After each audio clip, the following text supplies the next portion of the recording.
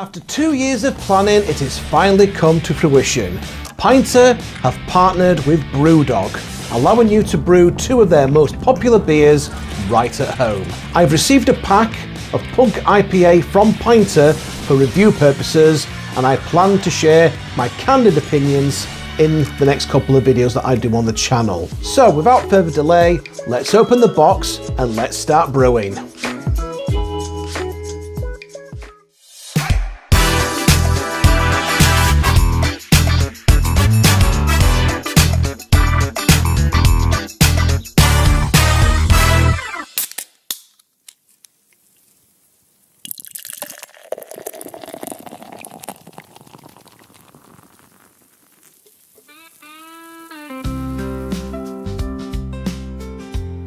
Hello there and welcome to another episode of Beer Club. Now for the last year or so I've become a bit of an unofficial spokesperson for Pinter. Ever since a gentleman from Pinter, a chap called Riaz, got in touch with me, and because they'd seen some of my perfect draft keg reviews, they wondered if they could send me one of their Pinter machines and a couple of beers to try out and review. Now, as if I'm going to say no to an offer like that, I'm not one to turn down the offer of free beer, and I've brewed a couple of beers now on the Pinter free. I've been very pleased with how it's worked out. I've done Weiss beers, IPAs, I've done a cider sort of most recently. Pinter have done a number of collaborations with different breweries, such as like Yeasty Boys for example and Brew. Pinter got in touch with me, or rather Riaz from Pinter got in touch with me to say that they've got another collaboration coming up, which is going to be a big one, and whether or not I'd like to be involved in talking about it and promoting it. It's like, yeah, absolutely sure. I even had to sign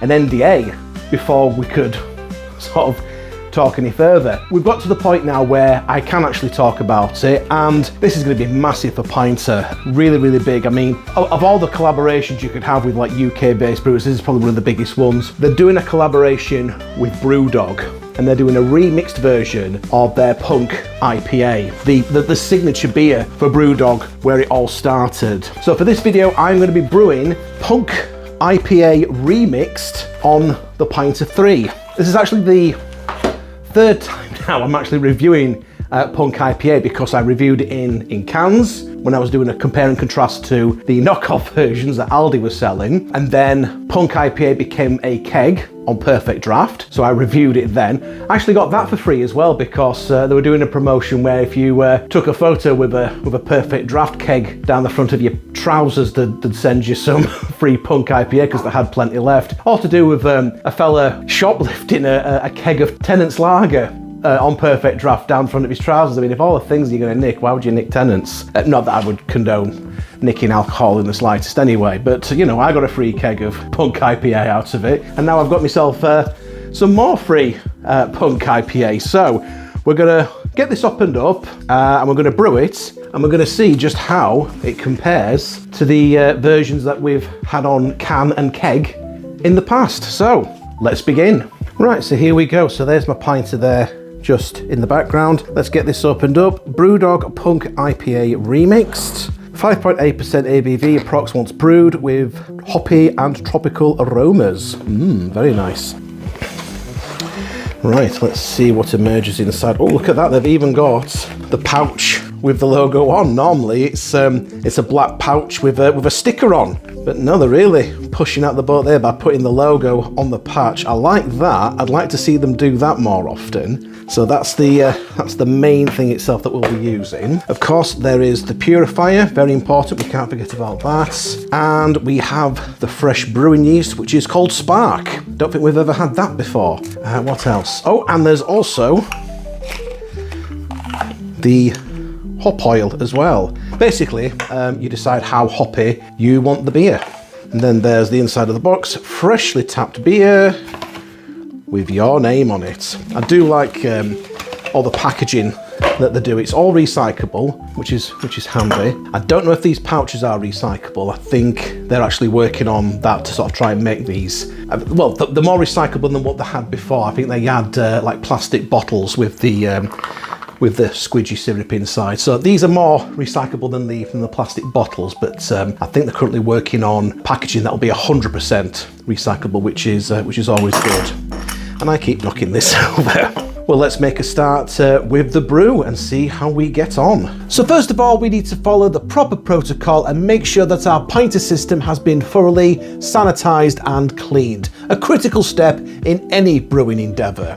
And to make sure that it's all ready for the beer making process to begin. Now, my previous pinter video where I reviewed the Waltham Forest dark fruit cider actually shows the full end-to-end process of what you need to do when making a brew with the pinter free. So do be sure to check that out if you are interested. Although rest assured, there's full instructions for every single beer on the Pinter app. As always on my videos, I'm filling up my Pinter free with some lovely Yorkshire water as the base, before pouring in the lovely thick syrupy stuff from the package. Oof, look at that. It looks like caramel and treacle. Make sure you give it a good squeeze in order to get every single last drop from it. We want to make sure that this is a perfect brew. From there, we add the yeast, and after a good vigorous shaking, we attach it to the brewing dock for the prescribed 9-day primary fermentation, after which we continue the process with the addition of the hopper oil. Now, this is the first brew that we've made on the channel that involves the addition of a hopper, and this is easily added to the beer after the sort of brewing process, after the 9-day brewing process, by simply screwing it into the top of the pinter. Now, there's a foil lid on the bottle, but you don't need to worry about taking this off yourself. This is actually pierced upon it being screwed into the pinter. Give it a few seconds to allow enough time for it all to pour into the brew, and then simply unscrew it and replace the cap.